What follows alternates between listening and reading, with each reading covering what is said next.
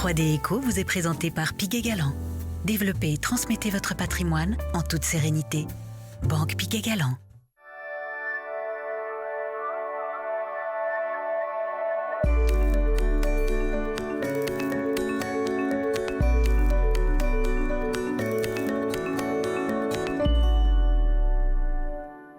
Bonsoir et bienvenue dans 3D Eco, votre magazine économique du Grand Genève. 15%, c'est la proportion des femmes au sein des conseils d'administration en Suisse, un chiffre tellement ridicule qu'il situe notre pays derrière l'Espagne, la Norvège, la Grande-Bretagne et même la France. Pourquoi ce retard? Quelles sont les mesures à prendre? Des questions auxquelles nous allons répondre en compagnie de nos invités. Mais d'abord, le reportage d'Odessa Blanc qui nous dresse le portrait de femmes qui ont su franchir les obstacles et sont devenues administratrices. Regardez. Je m'appelle Laurella Bertani, je suis avocate et j'ai exercé et j'exerce des fonctions dans divers conseils d'administration et de fondations. Je suis présidente de la fondation Swissport Institute. Je suis avocate et professeure de droit à la faculté d'économie et de management à l'Université de Genève. Même si le pourcentage de femmes dans les conseils d'administration a augmenté de 2% ces dernières années, les administratrices restent encore rares dans le pays. La faute notamment à un réseautage moins dense que les hommes. On cherche dans ces réseaux directs et quand les conseils sont composés majoritairement ou essentiellement d'hommes qui ont tendance à faire partie plus souvent de réseaux formels ou informels, plus souvent que les femmes, il est difficile d'accéder en fait aux femmes. Il y a aujourd'hui beaucoup d'initiatives qui sont prises pour qu'il y ait plus de réseaux de femmes, que les femmes fonctionnent plus en termes de réseau. Mais là, c'est un état d'esprit, c'est un état d'être. Peut-être aussi que les femmes savent un peu moins se vendre que les hommes. Elles ont un peu moins tendance à se mettre en avant. Et cela se confirme dans la réalité. Finalement, on est toujours venu me chercher. On m'a proposé des postes, certains qui n'étaient pas toujours faciles, et je les ai acceptés parce que je trouve ça absolument passionnant.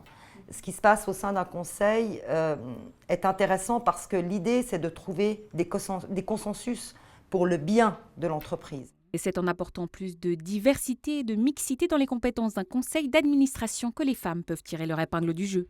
Aujourd'hui, pour une entreprise, il peut être extrêmement intéressant d'avoir une culture plus intégrative et d'avoir une diversité ou une mixité, pas seulement de genre, mais d'expériences, de compétences. Il ne faut pas oublier qu'on vit dans un monde qui est très diversifié, qui est très globalisé, qui change et qui change vite. Et le conseil d'administration, qui a aussi un rôle d'éclaireur sur le monde qui change et sur où l'entreprise doit aller dans ce monde qui évolue, a certainement à gagner d'avoir une diversité pour autant que l'alchimie fasse fonctionner la diversité au sein du conseil. Faut-il dans ce cas prendre exemple sur certains pays voisins qui privilégient une intervention étatique et instaurent des quotas? Pas forcément, car même si c'est un accélérateur important de mixité, en Suisse on favorise plutôt les actes volontaires. Je pense que des initiatives qui rendent les femmes visibles, plus visibles, ont le mérite de répondre aux gens qui se plaignent qu'on veut bien introduire des femmes mais qu'on n'en trouve pas. L'initiative qui a été prise par l'Union patronale montre qu'il existe des femmes qui ont des compétences, qui ont envie, qui savent et qui sont capables de siéger dans des conseils. Donc il est absolument dommageable pour la société de se priver de ces compétences. Pour l'instant, le parti est donc pris de l'initiative collective, quitte à ce que les choses bougent plus lentement qu'ailleurs. Mais jusqu'à quand? Ce reportage le démontre, il y a encore beaucoup de travail à accomplir pour atteindre la parité dans les conseils d'administration. Pour mieux comprendre comment y parvenir, nous avons sur le plateau deux spécialistes. Tout d'abord, Marianne Erny, vous êtes membre du Cercle suisse des administratrices. Bonsoir. Bonsoir. Et Dominique Frémont, vous êtes administrateur et formateur au CRPM. Bonsoir. Bonsoir. Marianne Erny, seulement 15% des femmes siègent dans les conseils d'administration en Suisse. Comment expliquer ce chiffre aussi bas? Alors, il y a plusieurs explications.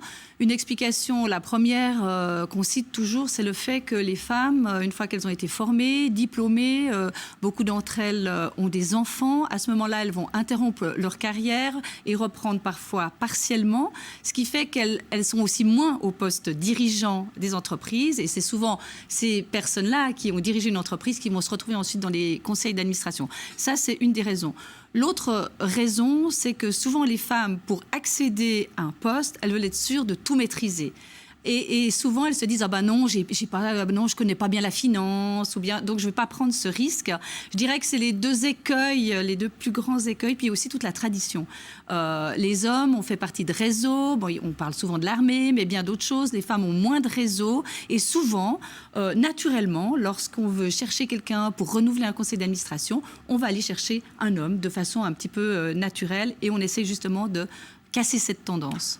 Mais en même temps, on peut se poser la question, la Suisse est en avance, on parle d'innovation, formation, elle est quasiment à la première place au niveau mondial, et là, elle est en retard, même, on disait, derrière la France, derrière l'Espagne, on est conservateur plus que ce qu'on croyait. Disons qu'au niveau d'égalité, je ne suis pas sûre qu'on ait été en avant. Je vous rappelle qu'on n'est pas les premiers à avoir eu le droit de vote des femmes. Donc, ce n'est pas surprenant du tout. En la matière, notre pays n'a jamais fait preuve de grande avance. Alors, vous œuvrez pour que les choses changent. Le 1er juin, c'est une date importante. Vous pouvez en dire davantage? Alors, le 1er juin, le Cercle suisse des administratrices va délivrer pour la première fois son prix, qui est un prix qui va récompenser une entreprise de plus de 50 employés avec un conseil d'administration qui a au minimum 5 personnes, dont 30% de femmes. Dominique Frémont, vous avez une longue carrière en tant qu'administrateur. Vous remarquez que les choses commencent à changer? Tout à fait. D'ailleurs, j'ai été 12 ans au conseil d'administration de la Poste. Quand j'y suis entré, j'étais qu'avec des hommes et j'étais le seul roman. Actuellement, ce conseil d'administration a 3 femmes sur ses 9 membres, dont 30%. L'Union patronale suisse contribue aussi à ce changement puisqu'elle a dressé une liste de 400, alors vous l'avez là, 400 femmes papables, entre guillemets, pour les conseils d'administration. Les entreprises n'ont plus d'excuses. Absolument. C'est une des raisons de ce document-là, c'est de dire il y a des femmes qui sont prêtes à entrer dans des conseils d'administration. Et sur les 400 femmes, il y a 2 catégories. Il y a les 200 femmes qui ont déjà des conseils d'administration, donc il n'y a plus l'excuse de dire elles n'ont pas l'expérience. Et il y a 200 autres qui sont prêtes à entrer dans des conseils et à contribuer. Mais quand on y pense, c'est assez terrible. C'est-à-dire qu'il faut mettre des noms sous les yeux des patrons en leur disant engagez-les, enfin prenez-les dans les conseils d'administration, sinon rien ne bouge. On revient un petit peu à ce préjugé d'hommes qui choisissent des hommes au sein de leur équipe. Et à partir de là, c'est plus facile de prendre quelqu'un qui a les mêmes réflexes, la même manière de fonctionner, donc un homme. Et il faut faire un pas supplémentaire pour vraiment engager des femmes. Et dans ce sens-là, il faut travailler sur ces préjugés et il faut arriver à comprendre la qualité qu'amène la diversité au sein des conseils d'administration. Un conseil d'administration avec 2 femmes au minimum, voire 3, va mieux fonctionner. Parce qu'avec des femmes, elles vont aborder des thèmes différemment que les hommes. Elles vont amener d'autres points de vue. Et c'est une richesse. Et on doit l'utiliser pour rendre une société plus efficace. J'ai envie de vous entendre sur une question qui fait débat, sur la question des quotas. Est-ce qu'il faut instaurer, Marianne Erny, des quotas pour forcer les patrons à engager des femmes dans les conseils d'administration? Alors, le Cercle suisse des administratrices ne prend pas position sur les quotas, puisque nous ne sommes pas du tout politiques.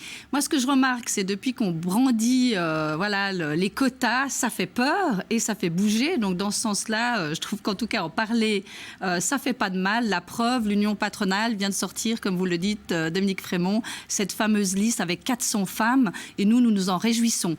Donc, il faut de toute façon qu'il y ait une intention pour qu'on y arrive. Alors, quota ou pas quota, voilà, ça se discute. Mais si on n'a pas l'intention de mettre des femmes dans des conseils d'administration, il y en aura pas. Il y en aura un petit peu plus, mais pas tellement plus. Dominique Frémont, les quotas existent déjà. Le Conseil fédéral a demandé d'avoir 30% de femmes dans toutes les sociétés qui lui appartiennent, donc la Poste, les CFF, et d'ici 2020, ils doivent atteindre, c'est ça.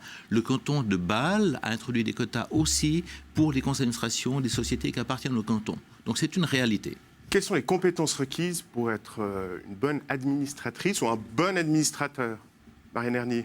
Je pense que c'est d'avoir quand même des connaissances de gouvernance. Maintenant, il ne s'agit pas de tout connaître, mais d'être quand même, d'avoir une spécificité, qu'elle soit dans la finance, dans le juridique, dans la communication ou bien d'autres choses, pour pouvoir siéger dans un conseil d'administration. L'intérêt du conseil d'administration, ce n'est pas seulement qu'il y ait des hommes et des femmes, mais c'est aussi qu'il y ait des compétences diversifiées.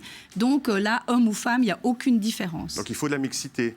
Dominique Frémont. Il faut de la mixité, il faut surtout de la complémentarité. Et les compétences, c'est 3 niveaux. Il faut des compétences métiers, il faut des compétences en termes de gouvernance, mais il faut aussi la bonne attitude, l'intégration dans un conseil d'administration. On prend des fois des directeurs ou des dirigeants d'entreprise dans des conseils d'administration, mais ce n'est pas forcément les bonnes personnes parce qu'ils veulent mettre les mains dans le cambouis. Or, la règle de base d'un conseil d'administration, c'est mettez le nez dans vos affaires, mais pas les mains dans le cambouis. Et là aussi, il faut avoir la bonne attitude. Très bien. On espère que le message sera passé. Je vous remercie d'être venu sur notre plateau. Il est temps de revenir en images sur quelques nouvelles marquantes de l'actualité économique genevoise. Un montage signé Odessa Blanc et Cédric Carrel. Le premier trimestre de l'année s'est distingué par une envolée des fusions et acquisitions dans le monde, et cela ne pourrait être que le début. En effet, la Suisse n'est pas restée en retrait avec la fusion entre le CIM et Lafarge, qui fait partie des plus importantes au niveau européen. Mais l'abandon du taux plancher a provoqué un léger repli de cet appétit des marchés financiers helvétiques. Ce coup de frein ne devrait cependant être que passager. Selon une étude de l'Institut GFS.Bern, les Suisses ne téléphonent plus que 17 minutes par jour avec leur portable contre 29 en 2010. En contrepartie, ils surfent sur Internet 49 minutes contre 7 il y a 5 ans. Les avantages de l'utilisation d'un téléphone portable priment pour la plupart des sondés sur les risques liés à la santé. Le potentiel des migrants est sous-exploité par les entreprises suisses, c'est ce que révèle une étude réalisée par le secrétariat d'État à l'économie.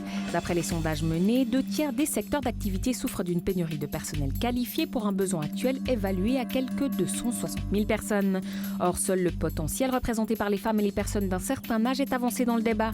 Il laisse de côté les 50 000 personnes hautement qualifiées originaires d'États tiers, c'est-à-dire non européennes, qui vivent en Suisse. La cérémonie d'ouverture du prix IDEA est prévue le 27 mai prochain dans les locaux de la Fédération des entreprises romandes de Genève. C'est l'occasion de découvrir les 15 candidats sélectionnés. Pour rappel, le prix IDEA accompagne durant 6 mois les porteurs de projets dans le domaine du développement durable en leur mettant à disposition des formations et des outils de qualité.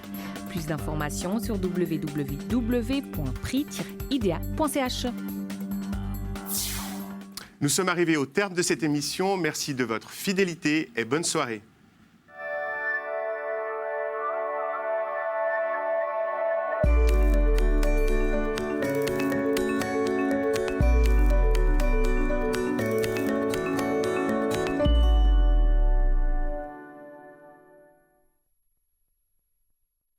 Déco vous est présenté par Piguet-Galland.